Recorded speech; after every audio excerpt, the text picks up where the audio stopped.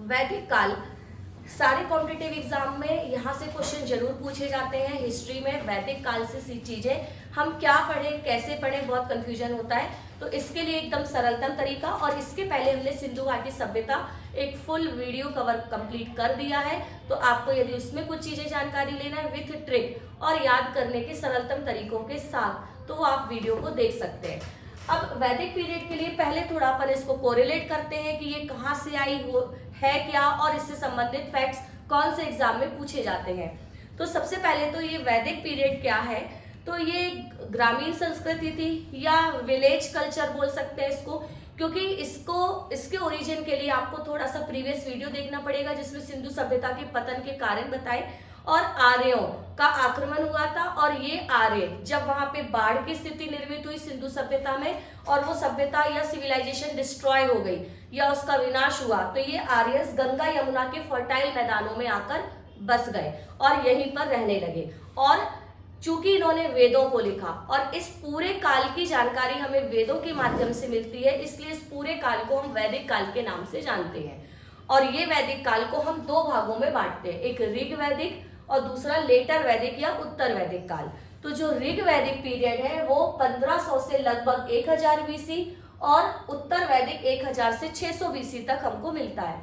इस उत्तर वैदिक काल में 3 वेद लिखे गए हैं, सामवेद, यजुर्वेद और इसके अलावा अथर्ववेद। जबकि ऋग वैदिक नाम इसलिए दिया क्योंकि इस काल में सिर्फ ऋग्वेद लिखा गया है। वेदों की संख्या आपको बता चुके हैं, 4 वेद होते हैं। तो उनमें से ऋग्वेद जो टाइम है इसका 1500 से 1000 बीसी और बाकी के 3 वेद इस टाइम पर लिखे गए हैं। अब सबसे पहले हम 1 बाय 1 स्टार्ट करेंगे ऋग्वेद और फिर उसके बाद लेटर वैदिक पीरियड की जो विशेषताएं हैं। तो जो ऋग वैदिक काल था, एक्चुअल में इस काल के निवासियों को आर्य कहते थे। अब आपको ये बहुत दिक्कत नहीं होगी याद करने में या समझने में कि क्यों आर्य कहते थे, क्योंकि ये आर्यन ही तो हैं जो आकर बसे यहाँ पे, विदेशी प्रजाति। हालांकि कुछ लोग कहते हैं वो यहीं के थे और ये विदेशों में जाकर बस गए। बहुत ज्यादा एक ऐसा विषय है, ये बहुत ज्यादा शोध का, रिसर्च का सब्जेक्ट है एक तरह से आर्यों का निवास। तो कुछ लोग कहते हैं वो यहीं के लोग थे, वो अलग अलग जगह पे जाके बस गए और फिर वापस आ गए। तो फिलहाल अपन इन सब की बजाय सिर्फ इतना जाने, आर्य जो थे इस काल के निवासियों को कहते थे और इन्होंने वेदों को लिखा। तो इस काल की पूरी जानकारी हमें वेदों के माध्यम से मिलेगी। अब ये कल्चर कैसा था, तो ये पूरा ग्रामीण था, मतलब यहाँ पे लोग ऋषि मुनियों का, कोई राजा महाराजा नहीं है, कोई कंट्रोल करने वाला ऐसा कुछ नहीं। तो ऋषि मुनियों के आश्रम के पास लोग घर बनाकर रहते थे उसके चारों तरफ। और जैसे गुरुकुल सिस्टम आपने देखा होगा, रामायण आदि में हम लोग पढ़ते हैं, रामचंद्र जी भी वहां पे स्टडी करने गए थे, तो कुछ ऐसा ही समझ सकते हो। हालांकि वो एक राजतंत्र भी दिखता है, लेकिन अपन फिलहाल में ये मान के चले कि यहाँ पे विलेज कल्चर, टोटल ऋषि मुनि के आश्रम के पास लोग रह रहे हैं। आपने सुना होगा गोत्र सिस्टम, आई थिंक सबको अपने अपने गोत्र पता होंगे। जो यहाँ फिजिकली बैठे हुए हैं सबको अपने अपने गोत्र मालूम है। कोई ऐसा है जिसे अपना गोत्र ना मालूम हो? कुछ लोग मुस्कुरा रहे हैं, मतलब मैं समझ गई हूँ कि अभी आपको गोत्र नहीं पता। तो आपका एक सबसे पहला तो मतलब मेन आपका होमवर्क यही है कि पहले आप गोत्र पता करके आओगे कल की क्लास में, युगल स्पेशली यू। तो ये गोत्र सिस्टम आया कहाँ से? एक्चुअली गोत्र कैसे होते हैं? वात्सल्य गोत्र, शांडिल्य गोत्र, इसके अलावा कश्यप गोत्र, मतलब कहीं ना कहीं ये सारे आपको ऋषियों के नाम पर ही मिलते हैं। तो वास्तव में ये गोत्र ऐसे स्टार्ट हुआ, मतलब कुछ रिसर्च बताती है, कुछ हम लोग तो इसमें किताबों के आधार पर ही अनुमान लगाते हैं। तो पहले के समय में लोग जिस ऋषि के आश्रम के पास रहते थे, तो उन्होंने ये डिसाइड किया कि हम आपस में भाई बहन होंगे और आपस में विवाह नहीं करेंगे। तो यहाँ से क्या चालू हो गया? गोत्र सिस्टम, यानी सगोत्र विवाह या सेम गोत्र में विवाह को वर्जित कर दिया। जैसे स्पेशली ब्राह्मण्स में, ब्राह्मण में कितनी भी अच्छी लड़की मिल जाए या लड़का मिल जाए, चाहे वो मतलब कितनी हायर पोस्ट पे क्यों ना हो, लेकिन ये गोत्र सेम है तो विवाह नहीं करेंगे। और ऐसे ही बहुत सारी चीजें देखते हैं। तो बहुत सारी चीजों से तो फिर भी बहुत सारे लोग उठ गए, लेकिन गोत्र को लेकर जैसे ब्राह्मण आज भी बहुत स्ट्रिक्ट होते हैं, सेम गोत्र में विवाह नहीं करते हैं। तो वास्तव में ये गोत्र सिस्टम कहाँ से हुआ? ऋषियों के आसपास रहने से और उन्होंने वहां ऋषि से अपनी आइडेंटिटी बना ली और उन्हीं से उनका गोत्र सिस्टम चालू हो गया। तो ये तो था ऋग्वेद और उसके सब बारे में कुछ एक बेसिक जानकारी की विलेज कल्चर है। आप उसको सिर्फ क्या करें, एक बार इमेजिन करें तो आपके कॉन्सेप्ट आपको समझ में सही तरीके से आएंगे। यहाँ पर भी कृषि ही अर्थव्यवस्था के आधार थी, बट कृषि उतनी एडवांस नहीं थी या इतनी उन्नत अवस्था में नहीं थी जितनी सिंधु घाटी सभ्यता की थी। मतलब एक नॉर्मल काम चलाने के लिए जो लोग पेट भरने के लिए प्रोडक्शन करते थे, बस। इसके अलावा यहाँ पर लगभग 25 नदियों का उल्लेख मिलता है ऋग्वेद में, कहीं कहीं पर 99 भी है, ठीक है, लेकिन प्रॉपर वे में देखें तो 25 नदियां। सर्वाधिक बार सिंधु नदी का उल्लेख है। जो फैक्ट बता रहे हैं ये सारे एग्जाम में आए हुए हैं, इनको जरूर याद करते चले सभी लोग। इसके अलावा गंगा नदी का उल्लेख केवल एक बार मिलता है और यमुना का उल्लेख 3 बार मिलता है, तो ये ध्यान रखिएगा। अब प्रत्येक नदियों के कुछ ना कुछ ऋग्वैदिक नाम भी थे, तो ये क्वेश्चन यहाँ से डेफिनेटली आता है, किसी ना किसी एग्जाम में आपको टकराएगा।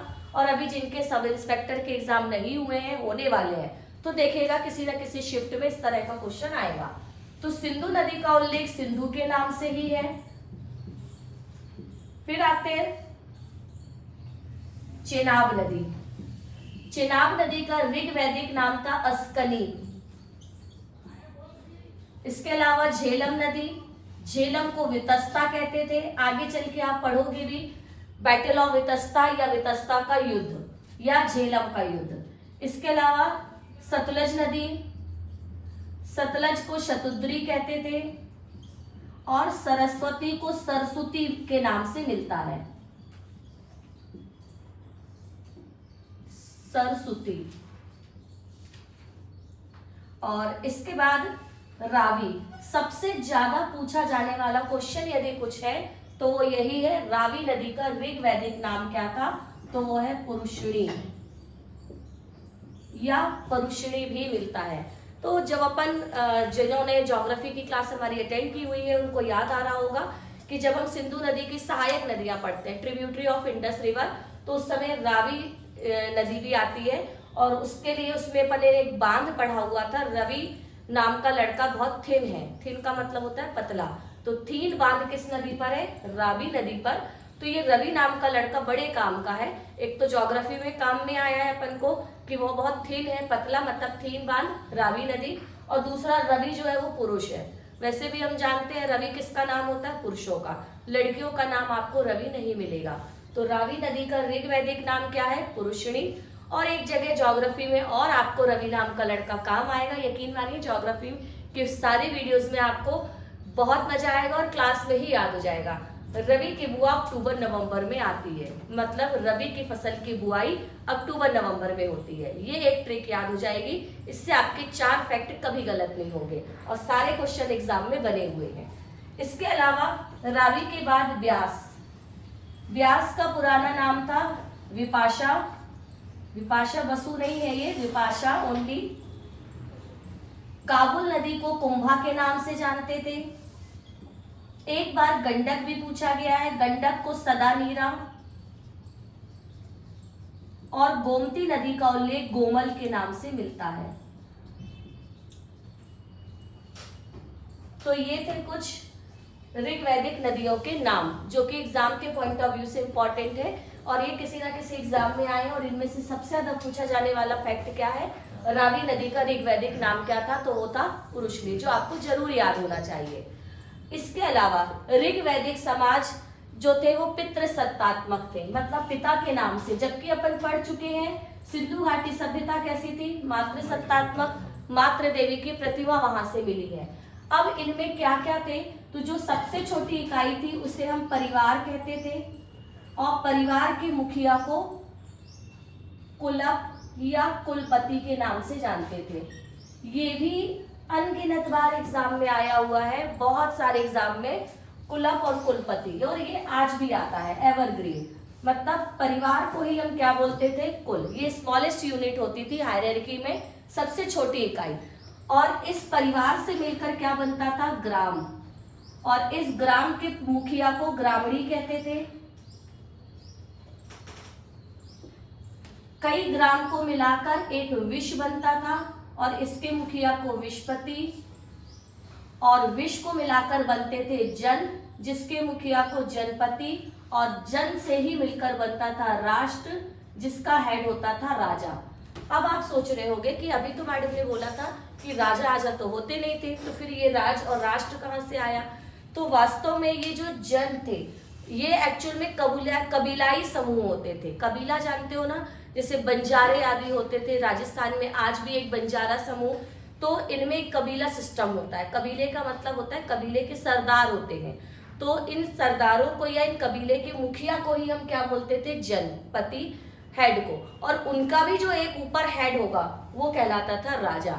मतलब ये वो वाला राजा नहीं है जो हथियार लेके और शस्त्र लेकर लड़ने के लिए बैठा हुआ है, वैसे वाले नहीं, बल्कि कबीलाई समूहों के जो सरदार होते थे उनको जनपति, और उनके ऊपर भी जो हेड होगा वो कहलाएगा राजा। तो इन कबीलाई समूहों को ये ही क्या होते थे? डिवाइडेड होते थे, अलग अलग जगहों पे आश्रम के पास में लोग रहते थे, तो उनको कहते थे जन। और उसकी एक छोटी इकाई विश, मतलब विश को मिलाकर क्या बने हैं? जन। Just like central government, state government, इसके बाद अपन समझ सकते हैं डिस्ट्रिक्ट गवर्नमेंट, और फिर आएगा आपका ग्राम, और ग्राम के बाद जो आप ब्लॉक या अपने परिवारों को लेकर चल सकते हैं, अपने अपने फैमिली से स्मॉलेस्ट यूनिट को अपन यहाँ पे लेंगे।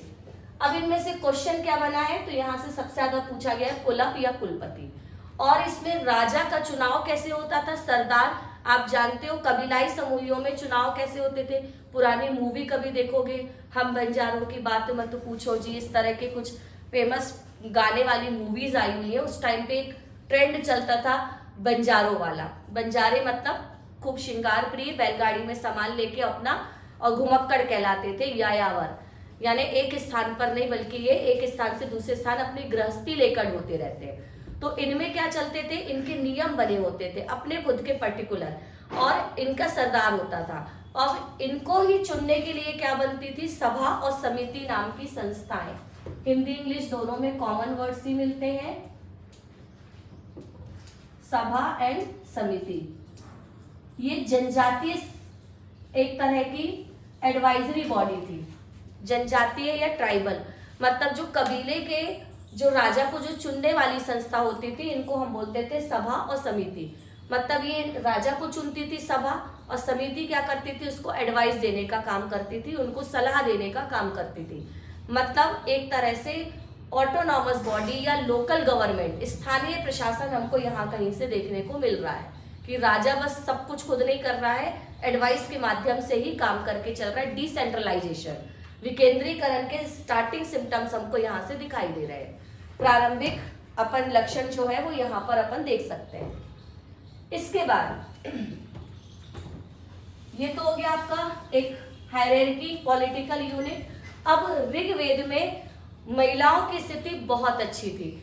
अब ध्यान रखिएगा, महिलाओं की स्थिति अच्छी थी, क्यों थी? उसका रीजन क्या है? क्योंकि वहां पे बाल विवाह नहीं थी, वहां पर्दा प्रथा नहीं था, और इसके साथ साथ वहां सती प्रथा भी नहीं थी। मतलब एक फैक्ट अपन कोरिलेट करेंगे तो रटना नहीं पड़ेगा कि ऋग्वेद में क्या क्या नहीं था।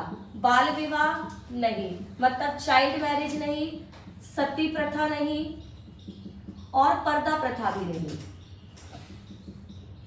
जब ये तीनों चीजें नहीं होंगी, और यही क्या है, महिलाओं की आगे बढ़ने के लिए सबसे बड़ा एक रोड़ा का काम करती है, एक बैरियर का काम करती है, अवरोध का काम करती है। जहां कहीं बाल विवाह नहीं होगा, प्रशांत बाल विवाह तो जानते हो क्या होता है? किया है क्या कभी? कोई बात नहीं, बड़े जोर शोर से बोल रहा था इसलिए मैंने सोचा कि थोड़ा यही मतलब पूछ लिया जाए। ऐसा तो नहीं कि बाल विवाह करके बैठा हूं। तो बाल विवाह का मतलब चाइल्ड मैरिज जहां कहीं होगी वो महिलाओं का दुर्दशा का कारण बनेगी सबसे ज्यादा। क्योंकि यदि लड़कियों का विवाह आप 14 साल भी मान के चलो यदि करते हैं, हालांकि उस टाइम तो 10 साल में उत्तर वैदिक काल में आके होने लगा था, तो 14 साल में भी आप सोचो यदि विवाह हो जाए तो क्या होगा? 18-20 साल तक आते आते 2-4 बच्चों की माँ बन गई। फिजिकल तो आपका नुकसान हुआ ही, साथ में पढ़ने लिखने का भी राइट्स खत्म, यानी मेंटल भी आपका डेवलपमेंट नहीं हुआ। यानी कुल मिलाकर यदि देखें तो शारीरिक और मानसिक दोनों चीजों से क्या कर दिया गया, वंचित, यानी यहीं से महिलाओं की स्थिति में गिरावट आती है। तो चूंकि ऋग्वेद में कोई चाइल्ड मैरिज नहीं थी, कोई बाल विवाह नहीं थी, इसी वजह से महिलाओं की स्थिति अच्छी थी। और पर्दा प्रथा और सती प्रथा भी नहीं थी। सती का मतलब भी आप जानते हैं। हालांकि जब ये सती प्रथा प्रारंभ हुई थी तो उस समय के लिए गलत नहीं थी, क्योंकि एक थोड़ा सा बता ही देते हैं सती प्रथा, क्योंकि कभी कभी इंटरव्यू में क्वेश्चन आते हैं कि क्या आप सती प्रथा के बारे में जानते हैं। आपने बोला जी, क्या सती प्रथा सही थी, तो आप बोल देंगे जी नहीं सर, बिल्कुल गलत थी, होना ही नहीं चाहिए था।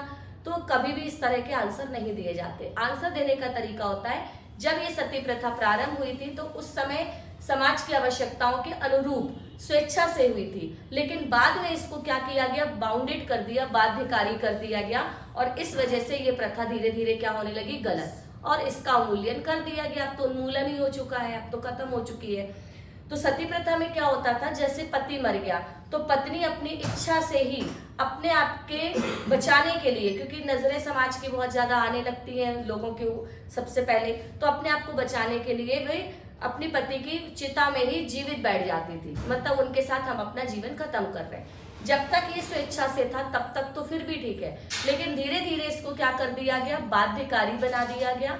बाध्यकारी का मतलब क्या है कि अब कंपलसरी पति की मौत के बाद पत्नी को जिंदा जला दिया जाएगा। अब महिलाओं ने विरोध करना शुरू किया, तो पता है आपको क्या होता था, उनको धतूरा खिलाकर अनकॉन्शियस कर देते थे, मतलब उनका माइंड, उनको पता ही नहीं है कि अब उनके साथ क्या होने वाला है, और क्योंकि वो विरोध करेंगी तो अब अनकॉन्शियस हो गई तो विरोध भी नहीं होगा। और फिर उसके बाद जब उनको चिता में जलाते थे, बैठाते थे, तो ढोल नगाड़े बजाते थे जोर जोर से, इसलिए बजाते थे ताकि उनकी आवाज सुनकर दूसरी महिलाएं द्रवित ना हो, मतलब वे इससे कहीं ना कहीं मतलब परेशान हो जाएंगी तो वे नहीं बैठेंगी। तो इस तरह की चीजों को भी फेस किया है महिलाओं ने। एक पक्ष ये भी है, जो लोग कहते हैं ना महिला आरक्षण क्यों, तो भाई समानता में लाने के लिए ही ये सब चीजें की जाती हैं, क्योंकि ये दुर्व्यवहार जो है वो ये फेस किया है इस वजह से। खैर अपन अपने मुद्दे पर आते हैं। तो कुल मिला के महिलाओं की स्थिति अच्छी थी, और इस दौरान कौन सी महिलाएं, तो नाम आता है लोपा, मुद्रा, घोषा, अपाला, विश्वतारा जैसी स्कॉलर वुमन या विदुषी महिलाओं का उल्लेख मिलता है। तो विदुषी का मतलब क्या होता है, पुरुषों के लिए हम विद्वान यूज करते हैं शब्द, और महिलाओं के लिए किसका यूज करते हैं, विदुषी। स्कॉलर मतलब पढ़ी लिखी महिलाओं का उल्लेख मिलता है, यानी इनको शिक्षा का अधिकार था। और एक्चुअली इनकी गिरावट कब चालू होगी, उत्तर वैदिक काल में, जो कि हम आपको नेक्स्ट वीडियो में बताएंगे। अब इसमें और क्या बचा है, तो ऋग वैदिक काल में बार्टर सिस्टम था, वस्तु विनिमय। बार्टर सिस्टम जानते हैं, सामान के बदले सामान, भैया 1 किलो नमक दे दो, हमसे 1 किलो शक्कर ले लो, या 2 किलो गेहूं दे दो, हमसे 2 किलो चावल ले लो। तो कहने का मतलब है कि बहुत एडवांस नहीं थी ये वाली वैदिक पीरियड, सिंधु सभ्यता की तरह। यहाँ पर क्या था, वस्तु विनिमय प्रणाली या बार्टर सिस्टम था, और कहीं कहीं पर मुद्रा के रूप में गाय का प्रयोग होता था। तो ये क्वेश्चन एक आपका एग्जाम में पूछा गया है। तो ये थे बेसिक फीचर फैक्ट्स जो ऋग वैदिक काल से संबंधित है, और नेक्स्ट वीडियो में हम आपको उत्तर वैदिक के बारे में बताएंगे, क्योंकि थोड़ा बड़ा होने वाला है। इस दौरान बहुत सारे सामाजिक नियम आ चुके हैं, आश्रम सिस्टम, ऋण क्या है, पुरुषार्थ क्या है, षड दर्शन क्या है, ये सब कुछ हमको इसमें पढ़ना होगा।